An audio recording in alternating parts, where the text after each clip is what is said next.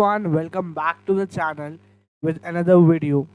So आज के इस लेक्चर में बेटा हम चैप्टर नंबर 10 जो है वो स्टार्ट करें, that is producers equilibrium.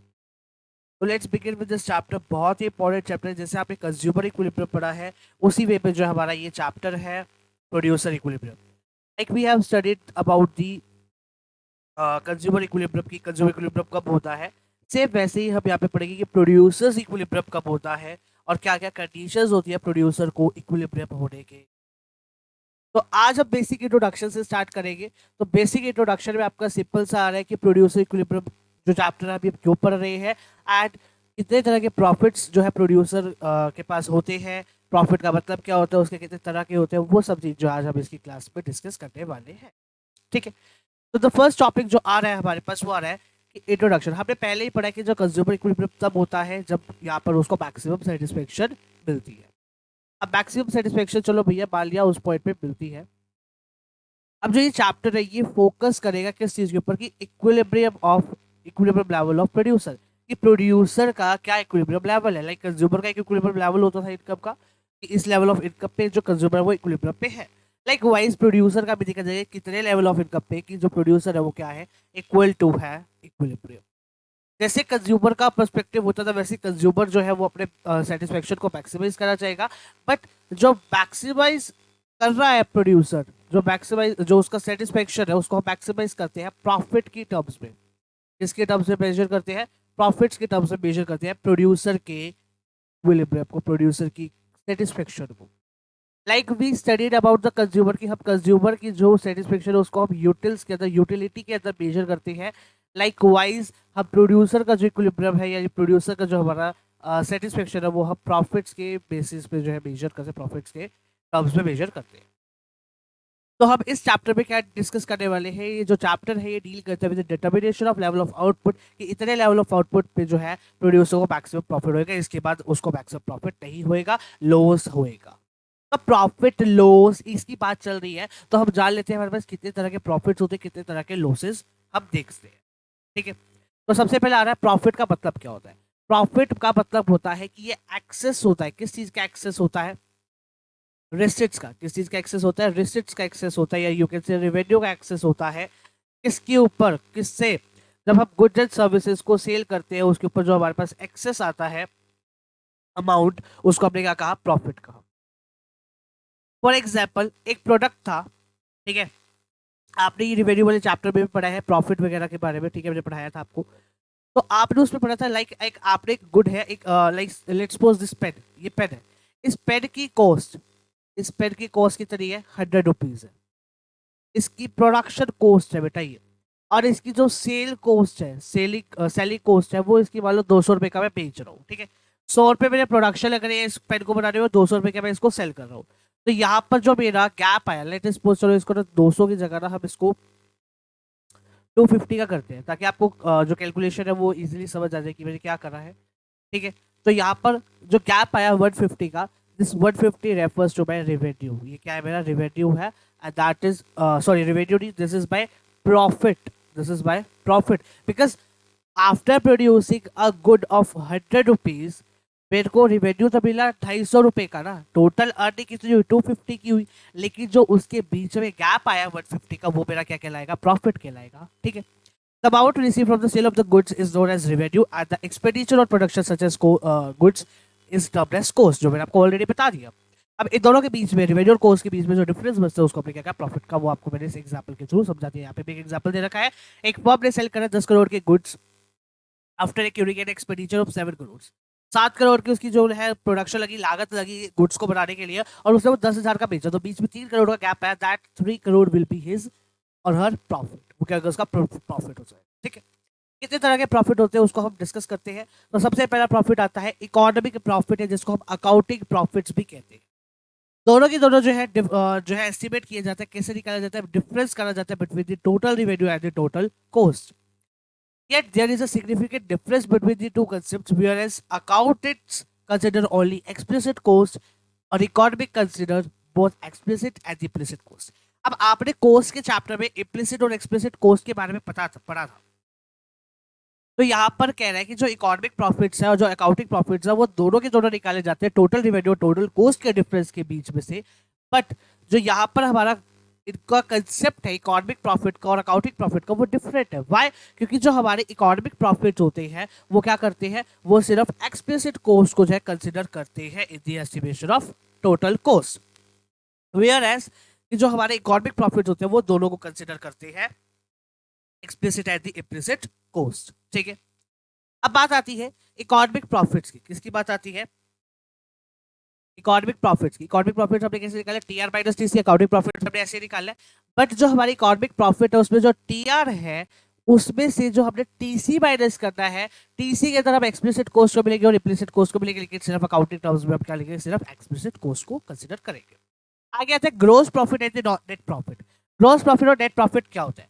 Gross profits क्या होते हैं, देखिएगा ध्यान से सुनिएगा। इकोनॉमिक प्रॉफिट जो होते हैं उनको हम कंसीडर एस्टिमेट किए जाते हैं बोथ एज ग्रोस प्रॉफिट के रूप में निकालते हैं, हम नेट प्रॉफिट के भी निकालते हैं।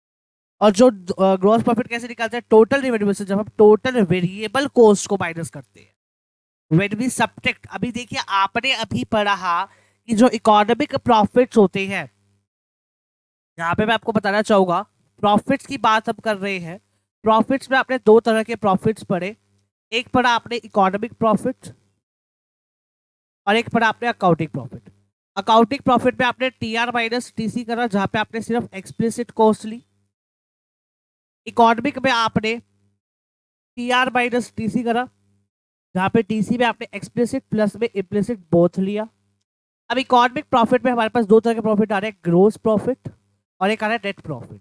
ठीक है, अब ग्रोस प्रॉफिट में क्या कहता है कि आपने जो टीआर माइनस टीवीसी करना है, क्या करना है, टीवीसी। हमारे पास दो तरह की कॉस्ट होती है, टोटल वेरिएबल कॉस्ट और टीएफसी, जिससे हमारा क्या आता है, टीसी आता है।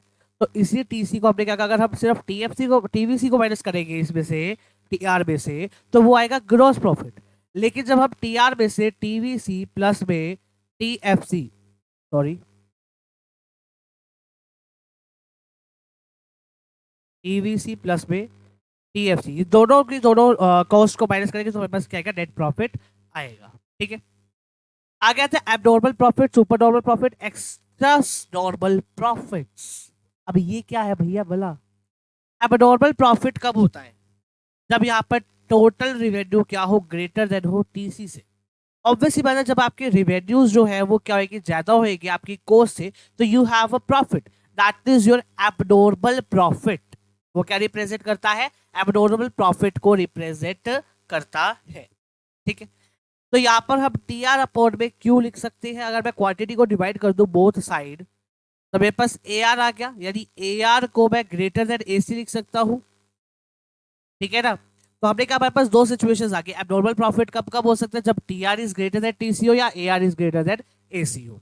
तो यहाँ पर मैंने एक डायग्राम बनाया, डायग्राम में आप देखिएगा सुपर नॉर्मल प्रॉफिट जो ये रिप्रेजेंट कर रहा है, क्या दिखा रहा है, super normal profit, normal profit. ठीक है, तो सुपर नॉर्मल प्रॉफिट में क्या होता है? सुपर नॉर्मल प्रॉफिट का मतलब ही यही है भैया, एबनॉर्मल। ये तीनों एक ही नाम है, एबनॉर्मल प्रॉफिट कह लो, सुपर नॉर्मल प्रॉफिट कह लो या एक्स्ट्रा नॉर्मल प्रॉफिट कह लो, ये बात एक ही है। मेनली जो आप आगे स्टडी करेंगे वो आपका ये सुपर नॉर्मल प्रॉफिट आएगा। अगर आप जब इसको इकोनॉमिक्स को आगे परस्यू करेंगे हायर लेवल पे, तो वहां पे भी आपका क्या सुपर नॉर्मल प्रॉफिट ही पूछा जाएगा। तो यहाँ पर आप डायग्राम देख सकते हैं।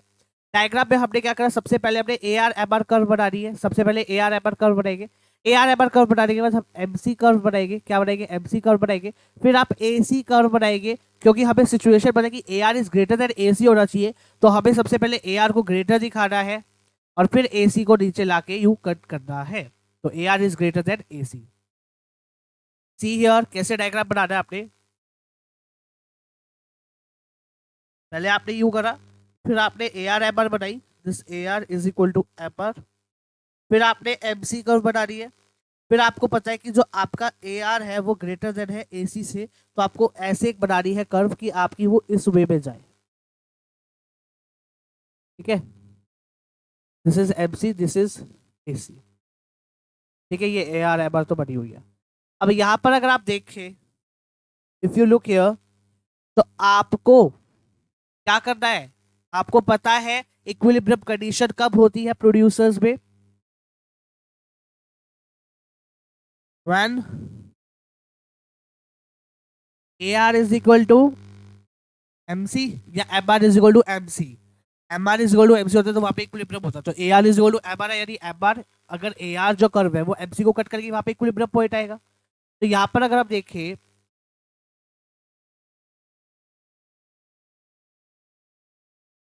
अगर हम यहाँ पर देखें तो हमारी जो M R M C curve है वो कट कर रही है एम आर को इस पॉइंट पे। तो यहाँ से हमें एक पॉइंट नीचे लेके जाना है, दैट इज क्यू पॉइंट। क्या आ गया? वो क्यू पॉइंट आ गया। Now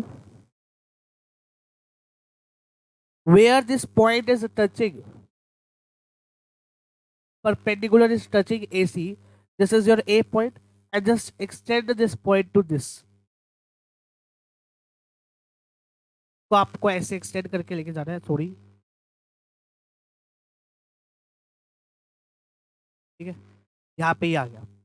now this area, this whole area represents your supernormal profit, as this is your revenue, this is your cost, revenue is more than the cost। तो आपका क्या आ गया यहाँ पर? ये सुपर नॉर्मल प्रॉफिट जो है एग्जिस्ट कर गया। क्लियर है? नॉर्मल प्रॉफिट कब होता है? नॉर्मल प्रॉफिट तब होता है जब T R is equal to T C हो जाएगा, या फिर इसको आप क्यू से डिवाइड कर देंगे तो A R is equal to A C बचेगा। तो A R is equal to A C या T R is equal to T C. तो सिंपल डायग्राम देखिएगा कैसे बनाना है आपको।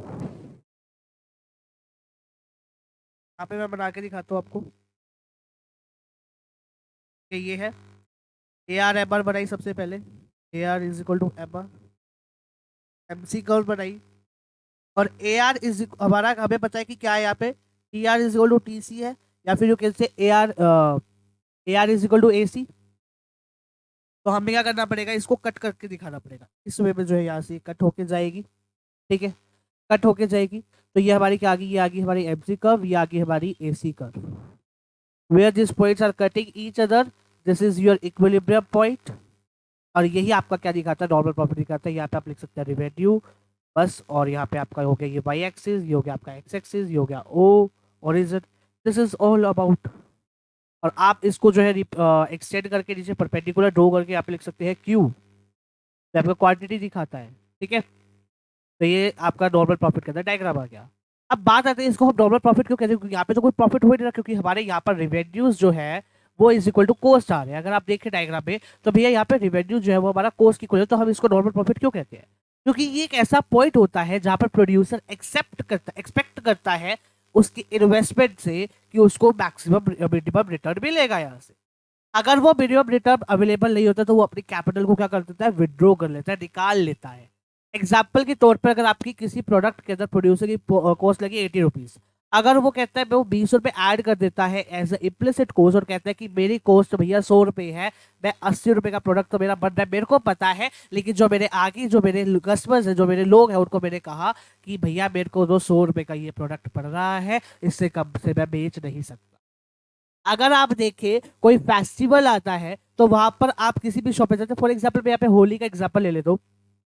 होली पे क्या होता है, मान लो एक पिचकारी ली, दैट इज 200 रुपीज की, आपको शॉपकीपर ने बता दी। अब वो कहता है भैया मैं, आपने कहा कि नहीं भैया कम करो, उसने कहा चलो ठीक है 180 की ले लेना। तो अब वो कहता है कि भैया 180 की नहीं लगेगी, उसने कहा कि भैया आपने कहा चलो ठीक है, आपने कहा कि कम करो, तो उसने कहा 180। आपने कहा नहीं भैया 150 की लगा लो तो दे दो, 150 की लगा रहे तो दे दो। आपने कहा 150 की लगा रहे तो दे दो, उसने कहा नहीं भैया इतना तो पड़ता ही नहीं खाता। फिर वो आप बोलोगे कि कितना खाता है, मतलब इन टोटल लगा के जो शॉपकीपर था होली वाला, उसने कहा कि भैया 170 रुपए मेरी कॉस्ट आ रही, तो आप इतने रुपए में मेरे को दे दो। बट इन एक्चुअल में उसकी कॉस्ट थी 150 रुपए की। तो उसने जो ये बीच का 20 रुपए का गैप किया, तो ये उसका क्या हो गया? नॉर्मल प्रॉफिट हो गया। ये क्या हो गया? नॉर्मल प्रॉफिट हो गया, ठीक है।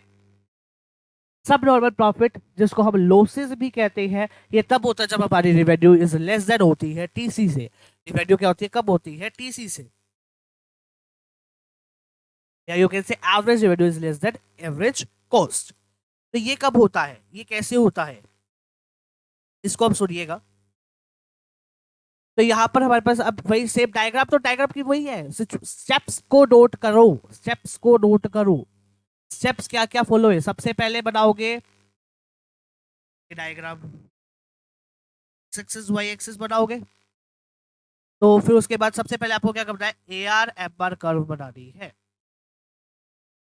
A R M R curve बनाई, तो रिप्रेजेंट कर दिया A R is equal to M R के से। फिर आपको बनानी है सेकंड स्टेप, यहाँ पे लिख दे दो सेकंड स्टेप, एमसी कर्व बनानी है। फिर चलिए भैया आपने एमसी कर्व बनाई, एमसी कर्व के बाद आपको क्या बनानी है, एसी कर्व बनानी है। एसी कर्व यहाँ पे हमारे इस सिचुएशन में हमारी जो एसी कर्व है, मैं यहाँ पे आपको नीचे लिख देता हूँ, जो हमारा एवरेज जो है वो लेस देन एसी है, तो ये कैसे जाएगा, ये यहाँ से जाएगा ऊपर होके। तो मतलब सेंस क्या कहना चाह रहा हूँ मैं, इस वे में जो है आपकी आएगी एमसी कर्व, ये आपकी एसी कर्व। तो ये यहाँ पे कट हो गया और एक पॉइंट हमारा यहाँ पे कट हो रहा है, this is your equilibrium point, इसको नीचे लेके जाएंगे और इसी को ही हम ऊपर की तरफ क्या करेंगे, एक्सटेंड करेंगे, ऊपर की तरफ एक्सटेंड करेंगे। आफ्टर एक्सटेंडिंग दिस, ये देखिए यहाँ से जो ये पॉइंट टच हुआ, इस पॉइंट से आप इस वाई एक्सिस तक लेके आएंगे। At this area, this highlighted area is your losses. ये आपका क्या रिप्रेजेंट करता है, लॉसेस को दिखाता है, because cost is here at the revenue is here. ठीक है, रिवेन्यू क्या है हमारी यहाँ पर है और कॉस्ट क्या ऊपर है, तो ये ओ, ये एक्स दे देते हैं एक्स एक्सिस, ये वाई एक्सिस। तो ये आपका जो है डायग्राम प्रॉपर्ली बन गया है। अब आप इसको यहाँ पर भी देख सकते हैं कि आपका जो डायग्राम है वो यहाँ पे प्रॉपर्ली मेंशन कर रखा है विद द अल्फाबेटिक्स। अब एक इंपॉर्टेंट चीज मैं आपको बताना चाहूंगा इस टॉपिक के अंदर, दैट इज लास्ट कंसेप्ट जो इस टॉपिक है वो है shut down point. Shut down point हमारा लॉसेस के अंदर आता है। ये एक ऐसा पॉइंट होता है जहाँ पे prices is equal to average variable cost होता है, क्योंकि इसका मतलब क्या, shut down point, shut down point का मतलब ये है कि प्रोड्यूसर इस पॉइंट पे आने के बाद प्रोड्यूस नहीं करेगा। क्यों नहीं करेगा, क्योंकि वो सिर्फ अपनी वेरिएबल कॉस्ट को बियर कर सकता है, फिक्स्ड कॉस्ट को बियर नहीं कर सकता, इसलिए वो यहाँ पे प्रोडक्शन को स्टॉप कर देगा। At what level of producer good produce, ऐसा पॉइंट होता है जहां पे प्रोड्यूस तब तक करता है या तो इक्वल हो जाए एबीसी के या मोर देन हो जाए, प्राइस इज मोर देन और equal to the ABC. Shutdown point curve कैसे बनती है, इस डायग्राम में आप देख सकते हैं। यहाँ पे आपने एक्सिस ये बनाई, ए आर बनाई, ए आर एम बनाई, फिर आपने एमसी बनाई, एसी ऐसी बना के एबीसी को हमने टच करते हुए दिखाया, क्योंकि हमारी एवरेज वेरिएबल कॉस्ट का अगर हम देखें, इसमें देखो डायग्राम कैसे बनाना है, सिंपल कुछ नहीं है। इधर देखो, यहाँ से सबसे पहले आपने ये बनाया, ए आर एम आर बनाई, A R is equal to M R, MC curve बनाई, एसी कर्व बनाई, ये आपने लॉसेस का डायग्राम बना दिया, भैया हो गया खत्म। अब आपको एबीसी बना के दिखानी है। व्हेन यू ड्रॉ एबीसी, तो ये इस वे में बनेगी, आपको इसको यहाँ से टच करते हुए दिखाना पड़ेगा एवरेज रेवेन्यू पे। तो हमने कहा जब average revenue is equal to average variable cost होती है, वहां पर शट आउट पॉइंट आ जाता है और वहां से प्रोड्यूसर जो है वो एक्स्ट्रा प्रोड्यूस नहीं करेगा। तो दिस वाज द टॉपिक। अगर आपको वीडियो अच्छी लगी तो लाइक करेगा, चैनल पर तो सब्सक्राइब करेगा। अगली क्लास में हम प्रोड्यूसर इक्विलिब्रियम क्या होता है, कैसे उसकी जो अप्रोचेस है उनको समझेंगे और करेंगे। तब तक के लिए bye bye, thanks for watching this video everybody.